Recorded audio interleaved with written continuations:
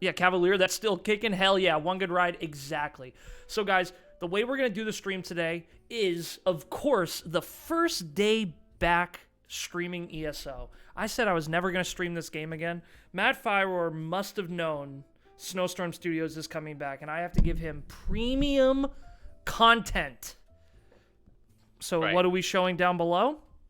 Well, Matt Firor has come out with a letter from ZeniMax Online Studios with the 2022 recap, along with the future of the Elder Scrolls Online. And with that, I wanted to go through it with you guys. We can take a look, see what the retrospective is on this year. I have not played in 2022 much at all, but I know it has been a rough year. And what are they going to do in 23? I have read a little bit of this. Josh, this is brand new to him. So I haven't read anything. Since Josh is our Snowstorm Studios reader, Josh, do you want to start? I am? Yeah, I think so. That. Yeah. Well, I'm dyslexic as all hell, so. All right. Well, this is all brand new to me. I haven't read a single word. Here we go. We'll see. Studio Director's Letter, ESO 2022, Retrospective and the Future. Before you start, everyone feel free to put your thoughts in here as Josh is reading, and we will take breaks and discuss. We will take like 20 minutes to go through this, because I think it's worth talking about. Okay. All right, so as we approach the end of 2022, it's once again time to share some thoughts on where ESO is and to look ahead at what is in store for the game in the new year. In 2023, ESO will see an amazing chapter as well as some long requested changes to the types of content that we will deliver, based largely on community feedback. There we go. Well, they deliver a chapter every year, so that's not a big surprise. But community feedback has been less than stellar this year. Okay, well, we'll see. But before we get into all of the details, 2022 is ending as we wind down the Legacy of the Bretons storyline. We were very happy to welcome the millions of new ESO players who joined over the course of 2022, which featured 2 new localizations, Spanish and Simplified Chinese. We returned to live in-person events with another amazing and fun ESO Tavern in Germany this August. It was a great year, and even better in that we got to start traveling again and seeing you all in person. I would be remiss if I didn't talk about the issues with Update 36, which launched just this last November. It introduced far too many bugs and issues, and even as I write this, we are still chasing down issues with blocking in combat.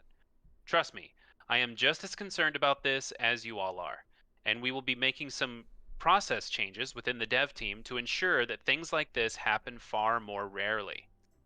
With an aging code base, which is 26 million lines of code, really, it is difficult to be 100% efficient, but we can be far, far better, and we know it. Yeah, so looking forward. So just quickly there, 26 was the last, or 36 was the last update. There's been a lot of combat problems and a lot of bugs.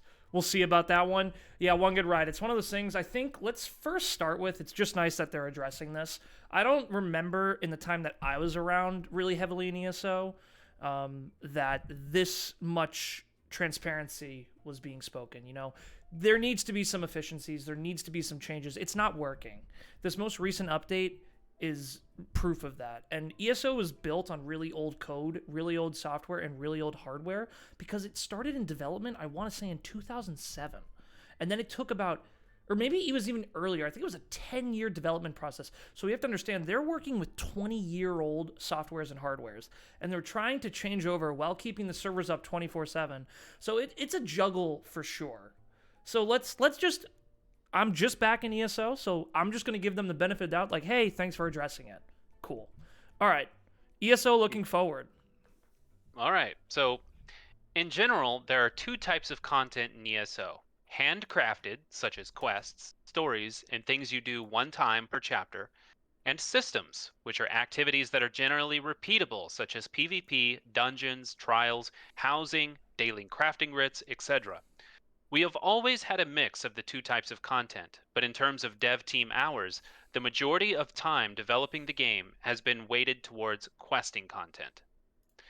As I mentioned above, the big news for 2023 is that based in significant part on player feedback, We are now at the point where we are reassessing the balance of handcrafted, one and done storytelling content versus repeatable game activities.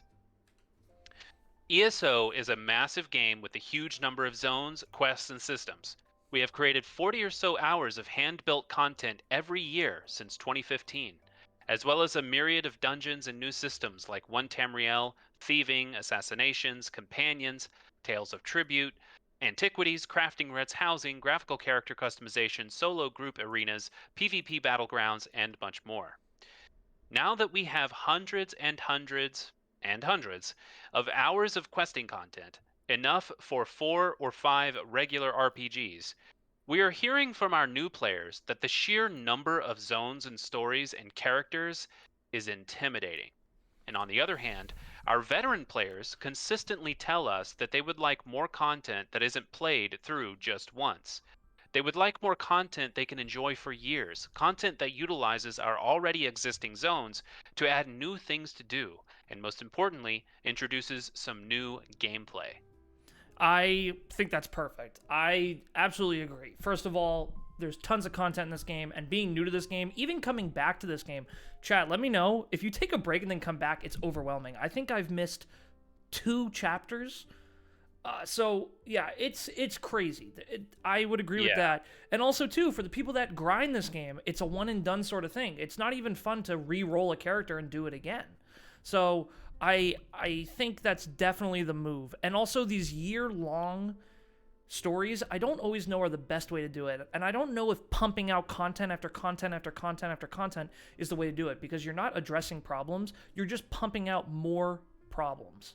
So now it's more content, you can sell it, there's more money to be made, of course.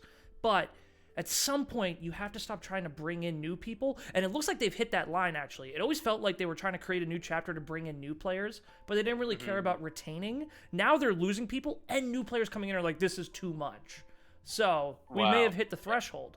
One Good Ride says, woo, that sounds good. Like, literally, there's not much to do in the zone once you finish the story quest, and other than coming up with the for a survey/map. Yeah, totally. So, moving forward to 2023. All right. So, given the above, 2023 will see us moving away from the year-long adventure, 12-month storylines that we have featured since 2019's Season of the Dragon. Okay, first of all, wow. So they're no longer going to be doing this year-long story thing. That's crazy. Crazy, I know, finally. But they're still coming out with a chapter, so I guess they're just going to do the chapter, but they're not going to do the other things surrounding the chapter. Because you know how in previous years, they had... Keep going, I'm sorry. Oh, they had like the first quarter update, then there was the chapter, and usually the first quarter was like dungeons and trials or something, and then it was the chapter, and then there was another dungeons and trials, 2 more for the second. So it sounds like so far that they're just going to do the chapter part, and in the other quarters, they're going to work on the other aspects of the game. That's my guess so far, based on this. So keep going. They actually lay it out for us. Oh, okay. Alrighty then. I think these have run their course and frees us up to do some new and interesting content that we've been wanting to do for a few years now. True. And lets us return to expansive story arcs that unfold over multiple chapters. Oh. This year-long strategy was a huge success and raised the profile of ESO. But now, after 4 straight years, we're finding more and more that this cadence limits what we can do. So, below is the 2023 content cadence. Please note that the first half of the year remains essentially unchanged. But the second half of the year now has an update devoted to addressing issues / quality of life improvements, and an update devoted to a large new tentpole system. What the hell is a tentpole system? I guess I'll find out. So, quarter 1, dungeon DLC. Same as normal. Same as normal. Quarter 2, full featured chapter in June. The 2023 ESO chapter will be a complete story. You will be able to play all the way through it without a storyline that is broken out and reserved for later in the year. We will return to larger / better and more detailed chapters by doing this. Oh, okay. So the whole chapter, the whole story will just be in the chapter. It won't be like a year-long story. We get all the story in June. Right, So right. I'm sure the And they dungeons said, will lead into it, but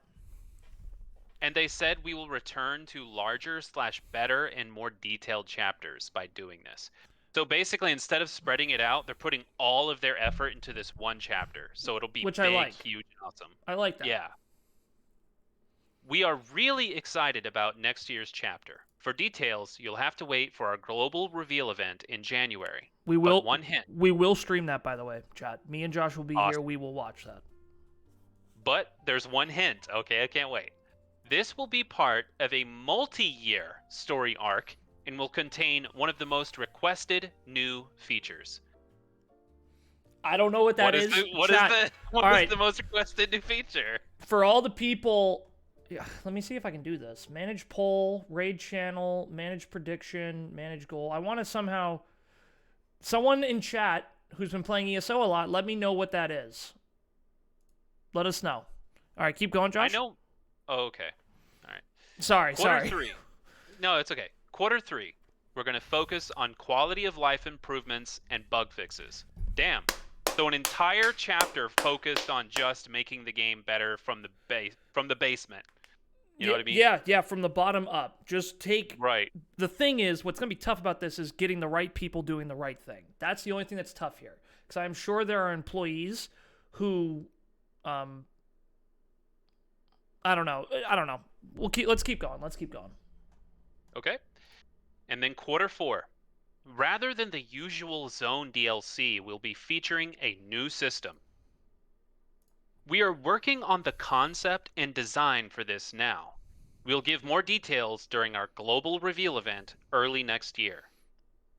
So what is a temp-pole system? I have no clue. I don't know. I don't know. Right. Maybe there's a definition. Yeah. Looking back at ESO's evolution since 2014, you can see that we often shake things up, try new things, and make changes as needed. So we will assess how this new cadence is received, both by the development team and in the community. If we have to make more adjustments, we will. There we go. So this stuff, I say we jump into ESO here, go do our random normal, and